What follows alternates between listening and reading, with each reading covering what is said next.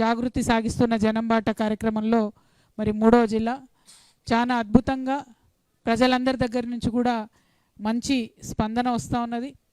ఎక్కడికి వెళ్ళినా ఒకటే మాట వినిపిస్తూ ఉన్నది, మీరు సామాజిక తెలంగాణ అని ఏదైతే అంటూ ఉన్నారో ఆ సామాజిక తెలంగాణ సాధనలో మరి వెనకడుగు వేయకండి, అన్ని వర్గాలను కలుపుకోండి అని చెప్పి మాట్లాడుతున్నారు. ఈరోజు కూడా మాట్లాడినటువంటి ప్రతి ఒక్క వ్యక్తి, ప్రతి ఒక్క మేధావి, ప్రతి ఒక్క సమాజం బాగుండాలి, సమసమాజం కావాలని కోరుకునే ప్రతి ఒక్కరు కూడా ఇన్ని సంవత్సరాలైనా 79 సంవత్సరాల స్వతంత్ర భారతదేశంలో 12 సంవత్సరాల స్వరాష్ట్రంలో ఎందుకు మనము విద్యా వైద్యం లాంటి కనీస సదుపాయాలను ప్రజలకు ఇవ్వలేకపోతున్నాం అనేటటువంటి ఒక ఆవేదనను, బాధను కూడా వ్యక్తం చేసినటువంటి విషయాన్ని మనందరం కూడా గమనించుకోవాలి.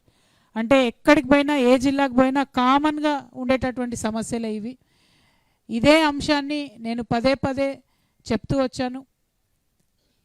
ఇవాళ తెలంగాణ వస్తే అందరం బాగుంటాం, సబ్బండ వర్గాలం బాగుంటాం, సకల జనులం బాగుంటాం అనుకుంటే మరి ఎందుకు పేదవాడికి ఇంకా వైద్యం అందుతలేదు, ఎందుకు పేదవాడికి విద్య అందుతలేదు, ఎందుకు ప్రభుత్వం ఫీజు రీఎంబర్స్మెంట్ ఇవ్వకపోతే ఇంట్లో పిల్లలు చదువు మానేసి కూర్చునే పరిస్థితి స్వరాష్ట్రంలో వచ్చింది అనేటటువంటి అంశాలను దయచేసి అందరం కూడా బుద్ధిజీవులం ఆలోచించాల్సినటువంటి సందర్భం వచ్చింది.